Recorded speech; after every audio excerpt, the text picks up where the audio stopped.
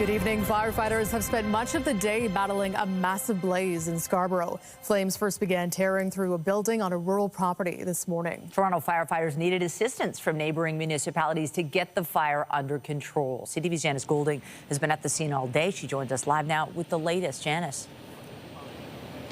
Hi, Michelle. Yes, they've been fighting this fire now since 9:15 this morning. And as you can see behind us, the road continues to be blocked and pumpers keep coming and going, bringing water here in a water shuttle. Now, we are told that they were called at 9:13 this morning. When fire officials arrived on scene, they encountered a 2-alarm blaze that was so large at one point there were about 100 firefighters here and 35 apparatus. They say that they have knocked this fire down at this point. However, they are going to be blocking off this road until at least tomorrow evening because they are still fighting hotspots. In fact, there has been a structural collapse to the building, which was a workshop of some sort, and they say the fire is very deep. Thankfully, they say no one was injured, even though there was a home about 50-60 feet away. However, the possessions inside this workshop were completely destroyed. Here is more from Toronto Fire.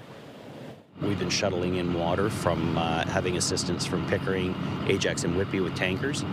In this rural area, the hydrants are sparse, and we switched to a technique of bringing in water, filling tanks and extinguishing it that way. Through the black smoke, sometimes you'd see the flames that were 20, 30 feet higher than the trees. And how high are the trees? I'd say they're good, 60, 70 feet out here. In fact, the closest fire hydrant was about 1 kilometer away, says Toronto Fire. They did establish 2 large pools so that fire pumpers could dump water in these pools so that they could fight the blaze. They say that that's why they've been going back and forth. They've had pumpers coming in from Whitby and Ajax, going to nearby hydrants, filling water and dropping it off there so they can fight the blaze. Again, this road will be closed down until later tomorrow because of the firefighting efforts. That's it from us here in Scarborough. Now back to you, Natalie. Okay, thank you, Janice. And let's go outside now for a live look at the city this hour. Toronto could be facing freezing rain this evening ahead of sunnier skies in the coming days. Lindsay Morrison is here with a look at the current conditions. Lindsay. Natalie, we've also got some mild days to look forward to in the coming days, but it's the temperature that's complicating our forecast for tonight. It's raining in many parts of the GTA right now, but keep your eye out for these pockets of pink. That's where the freezing rain could be happening. We're starting to see some mixing now in through eastern sections of Ontario. Bulk of the heavy rain is still stateside, but again, it's something that we're going to watch through the evening hours tonight, especially as the temperature starts to drop. We are under a freezing rain warning here in Toronto, still 2 degrees, but it's +1 in Hamilton as well as Niagara Falls. We've got strong winds today as well. Here's your evening and your overnight at a glance. We'll take a detailed look at your weather forecast coming up. But for now, Natalie, back to you. Okay, thank you, Lindsay. The man at the top of Canada's most wanted list has been arrested in Montreal following a fatal shooting near Yorkdale Shopping Centre last summer. Toronto police say 24-year-old Brian Fuentes-Gramajo was arrested by Montreal police around 2:40 a.m. He is charged with first-degree murder in the death of 28-year-old Kashif Jamal Bentley Jean, who was shot and killed in the Yorkdale parking lot in July of 2025. Meanwhile, 28-year-old Jimmy Prudent is still wanted on a charge of first-degree murder in connection with Bentley Jean's killing. Hamilton police have arrested a man in connection with a fatal shooting in 2023. Investigators say the deadly shooting happened following a dispute outside a billiard hall. CTV's Beth McDonnell has those details. Gunned down in Hamilton on December 29, 2023, Daniel Musafiri is described by friends and family as charismatic with a golden smile. The 29-year-old is deeply missed. For more than 2 years, Daniel's family has carried the unimaginable weight of losing a loved one to violence. Our investigators recognize the profound impact his death has had on those closest to him, and we have remained committed to pursuing justice on their behalf. Now, Hamilton police have arrested and charged 29-year-old Eric Kalanios of Hamilton with first-degree murder. The victim was targeted by Mr. Kalanios, but I have no indication that it was targeted prior to that night. It was an incident that had happened all in a very short period of time. Investigators say on the night Musafiri was killed, he had been here at Boulevard Billiards at the corner of Queen Street North and York Boulevard. After leaving, police allege he came to this parking area where he was confronted by the accused. And after a brief verbal exchange, Police say Musafiri was fatally shot. Police say the shooter took off that night, and it wasn't until officers were investigating another occurrence new information and intelligence came to light in the case. Officers say Kalanios had breached parole at the time of the shooting, but was in custody on an unrelated human trafficking charge when he was allegedly linked. In a statement, Musafiri's mother says, "Every day I wake up with the pain of knowing I will never see my son again, never hear his voice, and never feel his hug. No mother should ever have to bury her child. My son deserved to live his life, but instead I must live the rest of mine mourning him." While no arrest can undo the pain of this loss, we hope this development provides some measure of relief to Daniel's family as the matter proceeds through the courts. Beth McDonnell, CTV News. Toronto police are investigating an overnight incident where shots were fired into a building in North York, and it's the second time that's happened this week. Roughly a dozen bullet holes could be seen through the main entrance of the building, shattering the glass in the front windows and main door. Police say it happened just before 1:30 this morning at the GFL hauling yard at Weston Road and Fenmar Drive. No injuries were reported, no suspect description released. This is the second time this week this has happened. On Monday, gunfire damaged the building. Crews could be seen patching up the holes the next day. And again, in that instance, no one was injured. And last month, 3 of the Waste Management Company's trucks caught fire at a yard near Kipling Avenue and Rexdale Boulevard. The Ontario Fire Marshal is investigating that incident. Meanwhile, we're learning more about the suspect's charge as part of Project South, a corruption probe involving multiple Toronto police officers. Among those charged in the investigation, a former tow truck driver and an apparent connection to the drug trafficking organization allegedly led by Ryan Wedding. CTV's John Woodward reports. Elwin Satanowski entered an Oshawa courtroom wearing dark clothes Thursday morning seeking bail. He's one of more than 24 people arrested in Project South, an investigation into multiple shootings and a plot to kill a manager at Toronto South Detention Centre. Among the accused, 1 former and 7 current Toronto police officers. Leaks of information to organized crime figures who are using this information to target members of the public. City of Toronto documents show Satanowski was once a licensed tow truck driver. Court documents allege he conspired to shoot up 3 houses in Vaughan that appear to be related to 3 members of the same family. Police charged this man in one of those attacks, the homes they said connected to a slain tow truck kingpin. It also emerged Thursday that when another individual facing charges, Brian DaCosta, was let out on $1.5 million bail, he was also given a no-contact order with a man named Gurpreet Singh. That's the same Gurpreet Singh who faced extradition to fight American charges for an alleged role in the drug trafficking organization said to belong to Ryan Wedding, the former Canadian Olympian arrested in Mexico and flown to the U.S. I think this is at a scale we've never seen before. Lawyer Ian Scott, who once ran the Ontario police watchdog, the SIU, says Toronto's chief and police board have a lot of work to do to restore trust.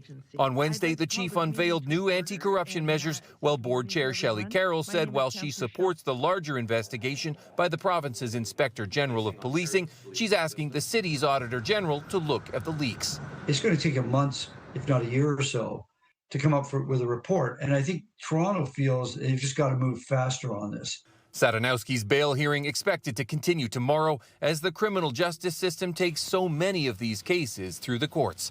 John Woodward, CTV News. 8 people are facing charges and several others are outstanding in connection with a Durham police fraud investigation called Project Fletcher. Investigators say a 54-year-old woman who worked for ServiceMaster defrauded the company out of more than $3 million. Financial irregularities were first identified during a corporate restructuring internal audit. Police say the suspect was behind a sophisticated scheme to divert employee wages and direct funds to other people and her family members. Police also say she submitted fake invoices for work that wasn't done. The accused in this case are facing charges including fraud, theft, and money laundering. Very challenging, talking about the amount of data to go through. And that's why fraud's go undetected, because it's so much paperwork to go through, over 80,000 pages of financial records. And when you look at, you have to go through every single line to find that. And it's very tedious work, but it's obviously very rewarding work to uncover this kind of crime. Police are searching for 5 other people in connection with the investigation. They are asking anyone with information to come forward. To Pearson Airport next, and the arrival of some of the first Canadians able to return home from the Middle East since the war in Iran began. A flight from Abu Dhabi landed late this afternoon. On board, many Canadians very happy to be home. CTV Sean Thong is live tonight at Pearson. And Sean, you spoke with passengers about their experiences. And Natalie, Michelle, many people talking about how relieved they are to be back on Canadian soil, and many talking about just what they heard and saw over the few days during this regional conflict that as it's become right now, as they were in the UAE, seeing many explosions over their heads, being told to shelter in place, getting alerts on their phones, being told to shelter in place, being told to step back from windows when there was an attack underway. And many of them talked about how they jumped on the first flight they possibly could, getting out of Abu Dhabi and coming here to Toronto Pearson Airport. There was even a couple of Americans on the flight as well, but they said there was also many empty seats on the flight because they don't think many people know about the options to get out right now, because they said the airport was virtually deserted. There had been talks of attempted attacks around the airport all day. There was one gentleman I spoke to who had kids on the flight who said that there was actually a fighter jet escorting this plane away from the Abu Dhabi airport just to try and ensure the safety. Now, I spoke to many people as they got off the plane. They talked about the relief, and they also talked about what they saw in the time that they were in the Middle East. Obviously, you hear some missiles here and there, boom, boom, boom, but you don't know what's happening. But it's just, I think the sound is more scary than anything. It was scary for me to see, like a bunch of missiles like getting intercepted. Originally, I was there for Gulf War as well. I was 6 years old when I was there. So for me, it wasn't anything out of the usual.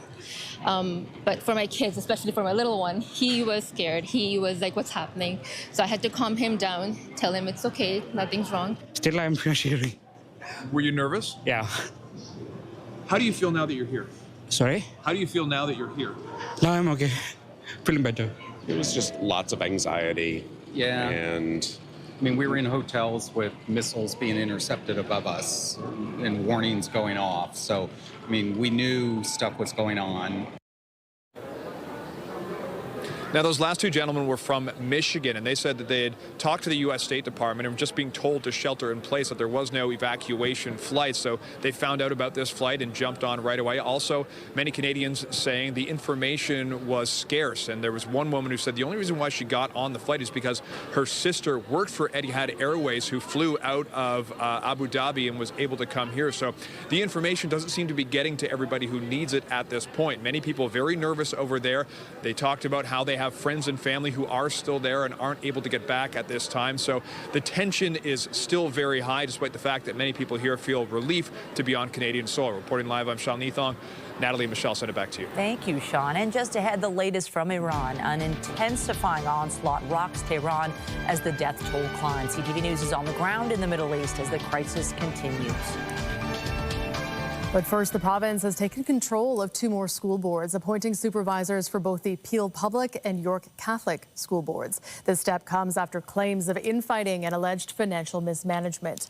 Ontario Education Minister Paul Calandra says the boards are not able to resolve the issues on their own, and supervisors are being put in place to support students. We reached the chair of the Peel board this afternoon. He says the government is trying to silence local voices. This is an overreach by the minister. I'm not afraid to say it. I wanted to work with the minister, but it's clear that he doesn't want to work with us. And what the minister is doing is denying our most vulnerable student the best outcome in education. Because you're going to take a supervisor who's making $380,000, $380,000. That money could go in the classroom to support our students. Today's announcement makes 8 Ontario school boards under supervision, including the biggest, the TDSB. The minister is still reviewing the structure of the boards and the role of trustees. To Ottawa now, where the Carney government's push to reduce the size of the public service has reached a new milestone. More than 26,000 public servants have now received notices that their jobs could be at risk. Those notices have been sent out over the last 2 months as the federal government makes its way through, as the federal budget rather makes its way through Parliament. Figures shared by the Treasury Board of Canada's Secretariat and federal unions show notifications have been issued across 37 departments. Those unions have warned cuts will hurt everyone who depends on vital public services. The budget implementation bill is still before the Senate, but the financial plan calls for a reduction of 28,000 positions by the year 2029 in an effort to cut government spending. Prime Minister Mark Carney is on his way to Japan now after he wrapped up his visit to Australia with an address to that country's parliament. And while bilateral ties in a changing world were at the top of the agenda, the PM also didn't rule out military involvement in the Middle East. CTV's Abigail Beeman has the latest. A warm welcome down under. The distance between our two nations has never mattered less, and the closeness of our values has never mattered more. Honourable members, honourable senators, the Prime Minister of Canada. In an address to Parliament in our shared Westminster system, Prime Minister Mark Carney highlighted many ways Australia and Canada are similar. Two proud democracies, the true north and the land down under, navigating with the same values. The two countries announced Australia is signing on to the G7 Critical Minerals Alliance, plus new partnerships on AI, energy, tax modernization, and defense. We're actively exploring new opportunities to protect our vast territories. We are the best in the world, and we are the only ones in the world. Canadian soldiers will begin training on the new radar Canada is buying from Australia later this year. At a news conference following the speech, both leaders were asked about Iran and the potential for Canada to get involved. One can never categorically rule out participation. We will stand by our allies when it makes sense. The Prime Minister started calling for de-escalation in the last few days. At the news conference, he outlined conditions that would need to be met before any ceasefire, de-escalation in hostilities, and an end to targeting civilians and civilian infrastructure. Abigail Beeman, CTV News, Canberra. Despite those demands, it has been another day of intense strikes by Israel and the U.S. and Iran and by the Islamic regime as it hits a growing number of countries in the region. CTV's Adrian Gobriel is near the NATO airbase in Turkey that was targeted by Iran. The screams of young children can be heard as one of two Iranian drones slams into the ground near a school. A second hitting this airport terminal. Azerbaijan's president has vowed to crush Iran with an iron fist after he says 4 drones were fired into his country. Iran has denied any connection to the attacks, instead blaming Israel. Iran is exporting the war, trying to expand it to as many countries as they can to sow chaos. In Tehran, an ever-intensifying onslaught from above rocked the city for a 6th straight day, where more than 1,000 people are now said to be dead. In parts of Beirut, concrete carnage where neighborhoods once stood. Traffic jams now line the streets with panicked civilians after the Israeli military ordered the evacuation of hundreds of thousands from the southern suburbs of Lebanon's capital city. This all comes as confirmation from Rome today that Italy is sending air defense systems to the Gulf. Spain also announcing it's sending its Christopher Columbus frigate to Cyprus to join a French aircraft carrier and Greek naval ships. Great Britain now has 4 fighter jets en route to Qatar. With each passing day, more NATO members are being drawn in. It's affecting us. It's affecting the entire globe. This is a global conflict. CTV News is currently stationed near the Incirlik Air Force Base in the southern Turkish city of Adana, along the eastern Mediterranean, where Turkish and U.S. NATO air forces have been stationed for decades. Just yesterday off the coast of the NATO base, an Iranian ballistic missile was shot out of the sky by NATO forces as it entered Turkish airspace. While Iran has denied targeting Turkey, one former NATO commander says he has little doubt about the aim of that Iranian missile. They're going after that airbase by design. Ballistic missiles are aimed. They know what the flight path is. These Shahed drones are aimed. They know what the flight paths are. This does not happen by mistake. And make no mistake, this is now a conflict forcing the hand of several NATO nations across the globe. The multiple drone strikes on Azerbaijan makes this the 12th country to accuse Iran of firing deadly warheads in their direction since this war began. Adrian Gobro, CTV News, Adana, Turkey.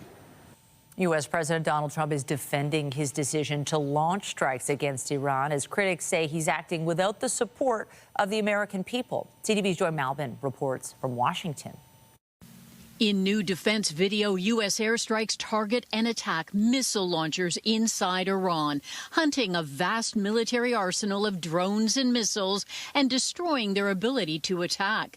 The president argues he had to hit now, or Iran would have developed a nuclear weapon. When crazy people have nuclear weapons, bad things happen. Though the president says his goal was not about regime change, he shockingly declared he must be personally involved in selecting Iran's next leader.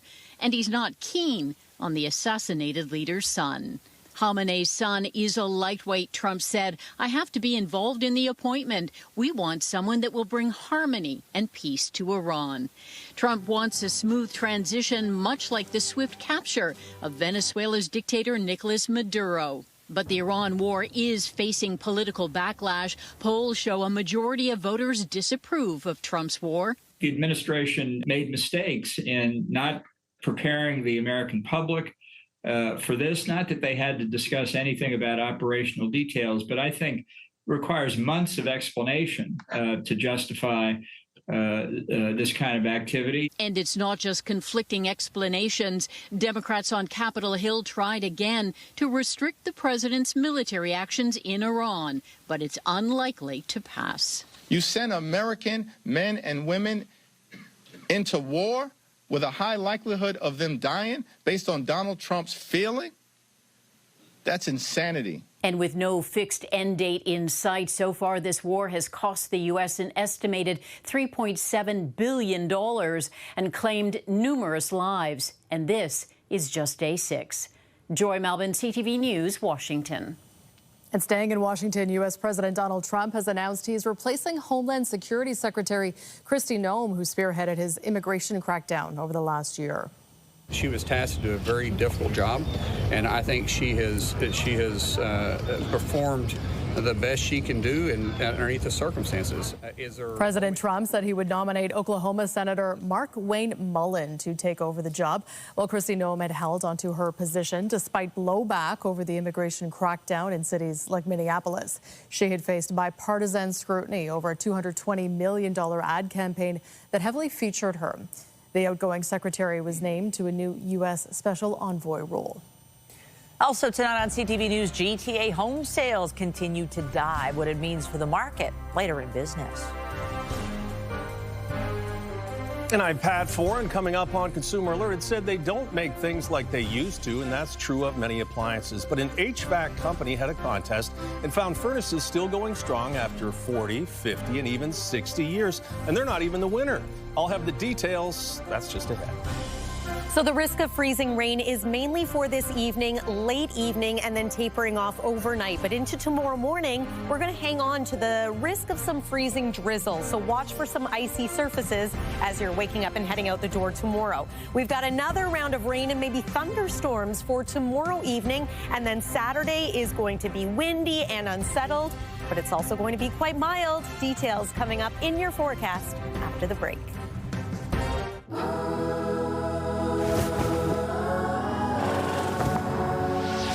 The World Cup is coming to Canada. Right before I close my eyes, they have a dream to fulfill. Canada, this is the moment we've all been waiting for. That's what they came for!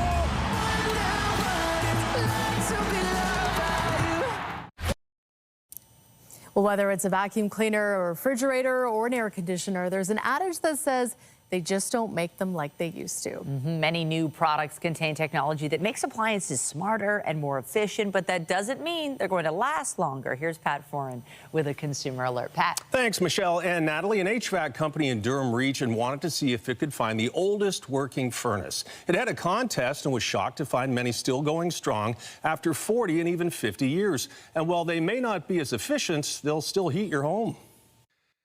At this home in Bowmanville, the owner is getting a brand new furnace installed for free after winning a contest. Buttons Heating and Air Conditioning had the idea to find the oldest working furnace in Durham region. We thought we'd try to find one lucky person with the oldest furnace out there to enjoy a new furnace. There were plenty of entries. The fourth runner-up was a furnace 49 years old, third place 55 years old, and second place 60 years old. But the winner of the oldest working furnace was 69 years old. It took 4 people to get the hefty unit out of the house and into a van. Owner Doug Bothwell doesn't remember a time without it. So this furnace has been here most of your life? Maybe all my life, this furnace, yeah. Bothwell says despite its age, it never gave his family any issues. I don't recall us ever having any troubles whatsoever. Not one. Like, it just ran and ran. The new Daikin furnace he received should save him hundreds of dollars a year on his utility bills. This is going to be significantly more efficient than that old beast he had. They're going to save a ton in hydro and significantly in gas as well. Most new furnaces are expected to last 15 to 20 years with proper maintenance, but they use more electronics and sensors, making them harder to repair. Button says older models had fewer moving parts and were less likely to break down. I guess it's one of those things, they don't build them like they used to, right? And it was purring like a kitten when we came here. I was just in shock, just the way it was still working. Even though it was still heating his home and running smoothly, Bothwell says when offered a modern furnace, he had no thoughts of keeping the old one. Not really, but, you know, I can't complain about it all. You know, I can't. Like, let's just hope this one's half as good. That'll be great. And the 69-year-old furnace is not headed to the scrap heap. Instead, it's being donated to the Durham College HVAC program. Their students can study it to see if they can make new furnaces last a little longer. On your side, I'm Pat Foran. If you have a consumer story idea, email us at alert@ctv.ca. Well, you won't have to crank the furnace in the days ahead because it is going to get warmer and warmer. We've been talking about double digits, not here yet. And we've had some unsettled weather in the meantime. Yeah, a little bit of freezing rain potentially on the way, right, Yes. Lindsay? But some sunny skies maybe for Sunday. Yes, we're all looking ahead to the weekend. And I should clarify, probably the second half of the weekend. It's looking great. Ahead of that, though, yes, a little active. We've already got plenty of rain out there right now, and we're watching the temperatures to see if the temperature cools just enough for us to get some freezing rain, enough to maybe create some icy surfaces. There could be a little bit of buildup through the evening hours tonight and potentially into tomorrow morning. So this increases the risk of slips and falls, so just be mindful of that. Let's take a live look outside right now. This is right downtown Toronto, and it is worth pointing out that if you are right near the shoreline of Lake Ontario, even though you are under a freezing rain warning, it's a little more likely that you are to remain as rainfall. Should be just slightly warmer in some of these locations. But yeah, the pavement sure looks shiny thanks to all that rain. Here's one more look at the freezing rain warning, which extends back from Brantford all the way across to eastern sections of the province, including around the city of Kingston, where there's a little bit of mixing happening right now. Close look at our satellite and radar imagery. Rain for downtown Toronto, areas a bit further to the north. Starting to see perhaps a little bit in the way of freezing rain near the city of Hamilton. And there's that mixing I was talking about, perhaps around Belleville or Sterling. We'll widen things out even further to show you that the heaviest rain remains stateside, south of the international border. But this is just one system impacting us. There's another that's going to move in for tomorrow night, and then your Saturday remains quite unsettled. This additional system shouldn't have too much of an impact on us, which is good news because it looks like it's going to bring some snow to our friends in northern Ontario. Here's a look at about 9 p.m. tonight. So this is when temperatures become a little bit tricky. We've still got some precip from Toronto around the Golden Horseshoe and into Niagara. Just avoid sidewalks, driveways if you can until tomorrow, or perhaps put some salt down. This is all going to depart by around the midnight hour. Doesn't look like anything for tomorrow, but we do have the risk of some freezing drizzle into tomorrow morning, or at the very least some drizzle. And then for your Friday evening, the next round of wet weather moves in, and this time we could get some embedded thunderstorms, perhaps rumbling through the overnight hours and waking some up early Saturday morning. Saturday itself, a little unsettled with the chance of showers. It's not a washout situation, but it is going to be windy. Those winds, though, are going to be coming from the southwest, and I'll show you those in just a moment. These rainfall totals could vary greatly depending on whether or not we do get embedded thunderstorms. But again, it's something we're watching. That, along with the melting snow, could lead to some spring flooding issues in places. All right, by Saturday, we are tapping into a southwest wind, very strong winds, but that's going to usher in the milder air. We're at 2 degrees right now at Pearson Airport, +5 in Windsor, -5 degrees, though, in Ottawa. Overnight tonight, we look to hover right around the freezing mark. Again, complicating our forecast with the risk of some freezing rain.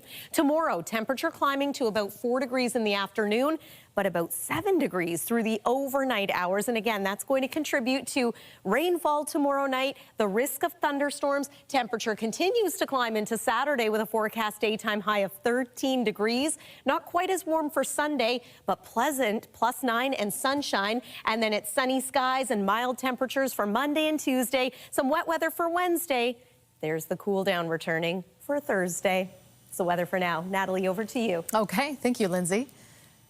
After the break, complex questions explored on center stage. A Toronto theater pulls back the curtain on commercial surrogacy. That's just ahead. When you see it happen, send it to CTV News. Text 10400 from your screen to ours. Text 10400. Michael Garron Hospital in East York has come up with a unique way to help provide the latest equipment for patients. Our health reporter Pauline Chan visited the hospital today and has the story. Of all RPM. This was one of 5 winning pitches by students from Mark Garneau Collegiate. 40% of all hospital-acquired infections are urinary infections, and 80% of those are caused by urinary catheters. They were explaining the invaluable uses of various types of hospital equipment, which could be funded by a $3.5 million donation from the Moaz and Marissa Kassam Equity Fund. My family was from the Flemington, Thorncliffe area, which is part of the area that Michael Garron represents, and a lot of the people go there. So that was our original foray to understanding about Michael Garron Hospital. And Kassam, Michael Garron, and Mark Garneau Collegiate, which is also in the area, joined forces for an unusual campaign in which vital hospital equipment was voted on by the public. Winning items included a fetal monitor, a gastroscope for pediatric patients, and a special NICU warmer. Lovely Gebeu explains their theme was the 90-second difference. We spend on our phones like looking at TikToks or Instagram Reels, right? And that same amount of time can be used to save a baby's life, right? That's the same amount of time that's critical into ensuring that a child survives or doesn't. Inaya Ahmed says researching and creating the videos is a step towards her goal of a career in healthcare. I was really excited because healthcare is actually one of the fields I want to go into because I find biology, especially cells, really interesting. So this was a really unique opportunity where I got to work with my group and with other clinicians. The $3.5 million will be given out over 5 years, and as a special bonus for the 24 participating students, each was given a $1,000 scholarship for their post-secondary education. Pauline Chan, CTV News. Pop icon Britney Spears was arrested last night in Southern California on what reports suggest was an impaired driving charge. The Ventura County Sheriff's Office says Spears was taken into custody around 9:30 p.m. and released early this morning. Variety is reporting the 44-year-old was arrested on suspicion of driving under the influence. A representative for Spears told the outlet Britney is going to take the right steps and comply with the law, later adding hopefully she can get the help and support she needs during this difficult time. The singer was released from her 13-year conservatorship in 2021. Harry Styles fans are counting down the hours until midnight and the release of the singer's new album.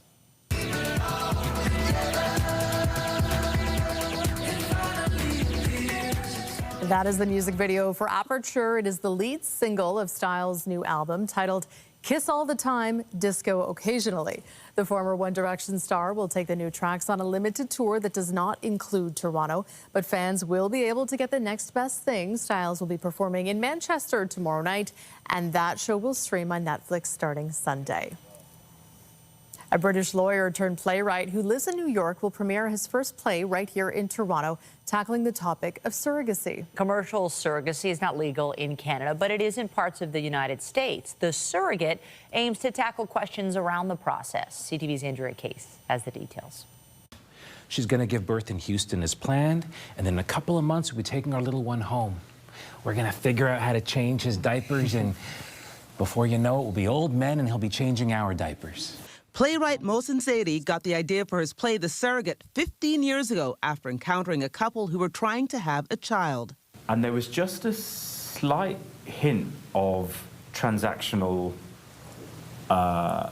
thinking in the way that they were treating their surrogate. And if her right to choose is so important to you, is her opinion on what happens with the child not relevant now? Set in a hospital in Louisiana, The Surrogate for a couple, including a man from Toronto, experiences difficulty during her pregnancy. The more that I explored surrogacy in America, the more that it raised questions about what felt right and wrong. And I just realized that there are so many different ways of looking at it. You know, it's illegal in most of the world. Commercial surrogacy, I think there's very, very few countries that allow it. Some countries that allow it now ban it. And so it seemed like a ripe topic for a narrative discourse where there is no one right answer. The Surrogate is directed by Crow's Theatre artistic director Christopher Manosus. The play touches on so many different themes beyond surrogacy, and so it really taps into gender politics, political politics, religion and faith, spirituality, and kind of just modern family making. What's so marvelous about this play is that although it's centered in America, the main protagonist is Canadian. And so the greatest entry point into this is that Canadian perspective, someone who is satellited right into the heart of the American medical system, and you get to see this character benefit and take advantage of in equal measure. Zaidi is a barrister or lawyer from London, England, and an author who now lives in New York. This is his first play, and the Toronto production is its world premiere. As a Canadian theatre company, having this Canadian perspective inside, like, we're all very much voyeurs right now of what's happening south of the border, and I love that this play takes that central protagonist and says, be the voyeur through his eyes. Surprisingly, the working-class East London native never saw a play when he was a child. But also feeling like I had been robbed of something because the arts community of London, as it then was, had done nothing to make a kid like me from a poor part of London part of that community. If only I had seen this when I was 14 rather than 24, what life would I have been able to lead? And so in some ways, getting the phone call from Christopher was a moment where I was able to say, okay, maybe I still can lead this life. We shouldn't be in Louisiana of all states. We have no rights here. We should have done this in Toronto. The Surrogate is on stage now at Crow's Theatre. Andrea Case, CTV News. Get Toronto's top stories, breaking news alerts, and watch live. Download the CTV News app. In business, more layoffs could be coming to the tech sector. BNN and Bloomberg's Mirella Fernandez has the details. Bloomberg is reporting that Oracle plans to cut thousands of jobs. The company faces a cash crunch in part because of how much it's spending to build data centers. Oracle is an IT company that has over 160,000 employees around the world. The company isn't commenting on the report. Here are the closing numbers for the day. The Canadian dollar is down to 73.16. West Texas Intermediate is up close to $5 at 79.43. Western Canadian Select is down to 60.39. And the TSX lost another 332 points today. Those are your business headlines. I'm Marilla Fernandez. Canada-U.S. Trade Minister Dominic LeBlanc is heading to Washington. He's set to meet tomorrow with U.S. Trade Representative Jameson Greer as preparations ramp up for the review of the Canada-U.S.-Mexico trade agreement. Speaking in Australia, Prime Minister Mark Carney said the CUSMA deal effectively has been broken in the short term by U.S. actions on trade and tariffs, and Canada is looking to the review to reestablish the trust needed to guide trade between the three nations. Closer to home, transit riders may have noticed a slight difference to the way their Presto cards work. As of this week, registered cards will only work on the TTC if they have enough funds to pay the full fare. On Go Transit, cards with insufficient funds at tap off will dip into the negative and won't work again until funds are added. Metrolink says this better aligns policies between physical Presto cards and those stored in mobile wallets, which don't allow negative balances. Home sales in the GTA were on the decline in February. CTV's Mike Walker takes a closer look at the reasons for that decline. Properties are still popping up on the market, but there are fewer new listings as home sales and selling prices in the GTA continue to fall. The buyers are being super patient, definitely. Sellers are a bit anxious.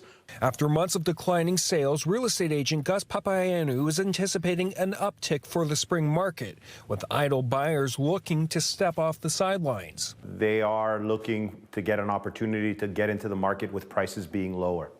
And they're probably seeing the headlines and seeing homes sit on the market. The latest data from the Toronto Regional Real Estate Board shows nearly 3,900 homes change hands in February. That's down 6.3% from the same time last year. This amid pent-up demand. TREB estimates nearly 100,000 buyers are holding off on making a purchase. They say many waiting for the market to bottom out. And then they'll be more confident moving into the market and thinking they'll see some sort of appreciation in the future. And number two, a little bit more certainty about what a relationship is going to look like with the United States vis-a-vis trade. All property types are affected. The saturated condo market continues to be the hardest hit. The average selling price just over $1 million. That's down just over 7% from last February. The market is in a state of adjustment right now. Sammy Cohn with House Sigma says for some time sellers have not been adapting to market conditions. Further sellers are willing to go in terms of adjusting to what's happening to the market right now, as opposed to thinking things are the way they were in 2021-22. That's when deals are happening. He believes the gap is closing in what continues to be a buyer's market. TREB is projecting an uptick for the second half of this year, but warns if new listings continue to trend lower, there could be an increase to the selling price. More competition story between buyers and a bit of a solid footing for price. Realtors say it's impossible to predict when the market will bottom out, but are anticipating it will slowly climb back in the spring. So properties that are priced properly and well positioned in the market are still generating a lot of action. We do feel buyers are coming out in numbers that we haven't seen in the past year or so. Mike Walker, CTV News. In sports, the Maple Leafs have traded Nick Roy to the Colorado Avalanche for draft picks, their first major move ahead of tomorrow's trade deadline. Meanwhile, the team will have another chance to snap their losing streak when they face off with the New York Rangers tonight. Matthews to keep it alive. He doesn't. Marks from the stop, and the New Jersey Devils have won it in a shootout. The Leafs lost to the New Jersey Devils in a shootout last night, extending their winless streak to 5 games. The team has not won a game since the Olympic break. Puck drop for tonight's game against the Rangers is set for just after 7 p.m. in New York. The Raptors are looking to get back in the win column when they take on the Minnesota Timberwolves tonight. Here's RJ with the three. Buries it. The team lost 111-95 to the New York Knicks Tuesday. The Raptors have lost 3 of their last 4 games and currently sit in 5th place in the NBA's Eastern Conference. Tip-off for tonight's game against the Timberwolves is set for just after 8 p.m. in Minnesota. Still to come tonight, transforming the tunnel, the pedestrian path to the island airport, energized by art. We reveal the underwater exhibit just ahead. Well, you can find art right across the city, including down below the lake. CTV's Jessica Smith has more on a new installation called Perspectives. an art exhibition 100 feet under Lake Ontario. We introduced the Perspectives program, which is very much about telling the stories of the people and the places of Toronto. Beginning in 2025, Perspectives is in its 3rd season and is located in the pedestrian tunnel that connects the city to the Island Airport, the world's longest underwater airport pedestrian connection. At its essence, this tunnel is about utility. It's about connecting point A to point B. And I think to the degree that we can make this more of a creative experience and an immersive experience, I think that's really well received by passengers. The tunnel features 4 different works from 5 local artists, each sharing their connection to the city, like Anson Ng, whose family owned the now closed iconic Thai Princess restaurant. And I applied because this series was about celebrating Toronto. And a lot of what I do, my practice and painting in the city, is also about celebrating Toronto. The pieces each represent a variety of mediums, including digital art, traditional paintings, and photography. For Ng, it's the first time seeing his work at this scale. It's massive. I've never seen my work this big. I would say that's a first for a lot of emerging artists like myself. It feels very surreal. Even being in front of it feels very surreal. A shared space for sharing stories. Made to be viewed on the move, Perspectives 3 will be here in the pedestrian tunnel that connects the mainland terminal to the Island Airport all the way through until December of 2026. Jessica Smith, CTV News. All right, so we're sitting on the plus side just by a couple digits right now, Lindsay, but are we going to see some freezing rain still tonight? Well, we might. So the temperature is expected to drop at least a degree or 2 by the time we reach the overnight hours. Let's take one more look at the satellite and radar, because this will show you that we do have a little bit of pocket of pink showing up in the west end of the GTA. There it is. For the most part, this is still rainfall, but we are under a freezing rain warning. Keep that in mind. Overnight tonight, we're going to hover right around freezing. And again, that's cold enough to complicate things here. Next couple of days, we climb to about 6 degrees for Friday. Overnight, we continue to climb, and then 13 degrees for the high on Saturday, plus 9 on Sunday. Looks lovely, and some lovely mild days for the early part of next week, too. Michelle and Natalie. Sounds fabulous. Thanks, Lindsay. That's it for us, but be sure to join Omar Sachedina tonight at 11 for CTV National News, followed by Zoraida Almond with your next local newscast at 11:30. In the meantime, our coverage continues anytime on CP24 and online at ctvnewstoronto.ca. For Lindsay Morrison and the whole team here at CTV News, thanks for watching. Have a great night.